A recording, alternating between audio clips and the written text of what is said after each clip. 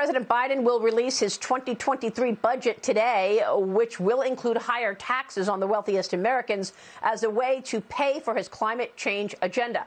The budget is expected to include a minimum 20% tax on income and unrealized capital gains for households worth more than $100 million.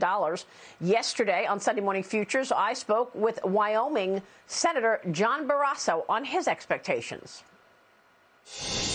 I'm expecting a Joe Biden budget that is still living in the past, as the president is on these issues. I expect the budget that we're going to see is going to be more debt on arrival, and it is going to be dead on arrival. Remember, last year he came out with a budget that was a pipe dream of liberal activism and climate extremism. And as you pointed out, last year's budget didn't even keep up with inflation on homeland security or on defense.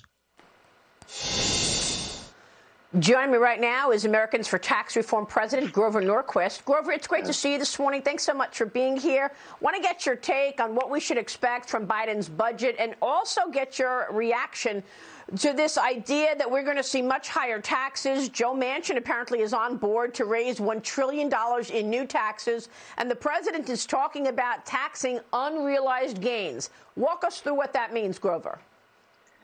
Well, start with unrealized gains. That's taxing the value of assets you own, which go up and down with inflation or with value, but you don't know what the actual value is. So your friends at the IRS are going to sit there and say, we think that house you own, we think that building, that land you own, that stock you own is worth X or Y.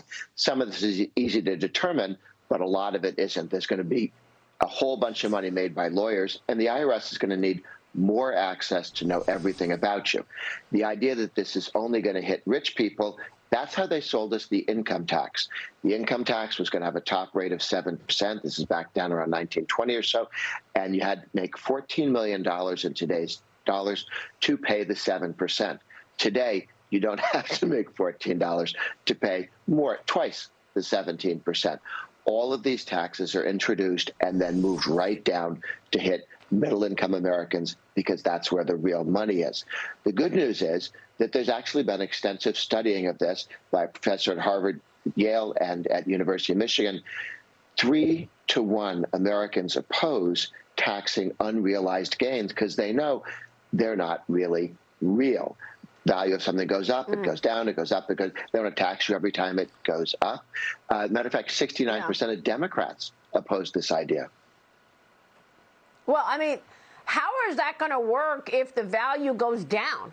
Do I get a tax break if my house is worth less than I thought? I mean, you know, I recognize that Joe Manchin wants a $1 trillion tax increase, and maybe that's one way Biden thinks he can get Manchin on board with his climate change spending. But Biden's budget is seen as a dramatic shift from last year, leading some to say that this was, in fact, put together to influence curry favor from Manchin. Grover, what are your expectations on whether or not this gets through? It's another shot at the Build Back Better agenda, isn't it? It is. Remember, Senator Sinema of Arizona has said no increases in rates, no increase, on individuals or companies. This would certainly be a dramatic increase. So I don't know whether they've rolled her. Also, there's a slight problem. The Constitution does not allow taxing property, because what you'd be taxing here is the value of assets or property or land, not taxing income. They had to change the Constitution to allow the taxation of income. And we've always ruled in this country that unrealized income isn't income because it isn't real. As you point out, it could disappear tomorrow, and the government would be writing massive $100 million checks to people because they lost money. You really want to be sending checks to billionaires every time the value of their stock goes down? Oh, God. Dagan, jump in here. Grover, isn't this just a way for this administration to try and run on the rich or evil? We're going to take their money.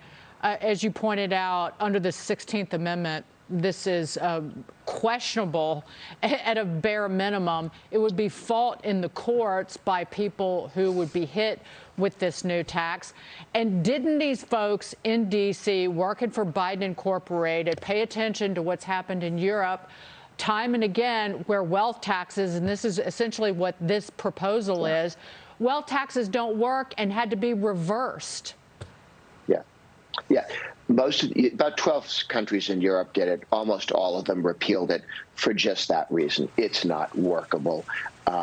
You'd think that the Democrats would have watched and seen the failure in Europe, but they don't care. Yeah. I think this is a lost leader as a political issue. They want us talking about taxing rich people because what's really going to happen is they're going to be taxing the middle class with energy taxes and other things.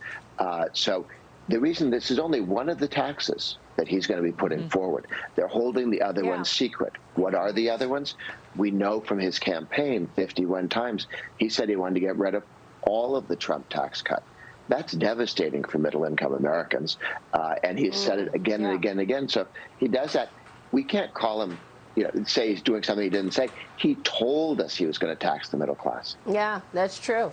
Well, all at a time that our credit is getting more expensive as well as the Federal Reserve begins a string of rate increases. So let's not forget that pressure on American families as well. By the way, the Committee for a Responsible Budget said that they want to see a plan to tackle inflation, which is at 40-year highs in this budget. You think we'll get that, Grover? The president doesn't seem to know what causes inflation. You have Pelosi explaining that massive tax increases will help and spending will help inflation. We really are dealing with people who are not really in touch with, are not willing to recognize they caused the inflation by spending, by printing more money, and by threatening to do more of the same. That's not going to bring inflation down. Yeah. And if you look at an inflation timeline, the inflation spike started right after him signing into law his COVID relief package. That was in March of 2021, way before Russia invaded Ukraine. Grover, thanks very much for your insights. As always, we'll keep following all of that. Grover Norquist joining us this morning. Thank you. Thank you, Grover.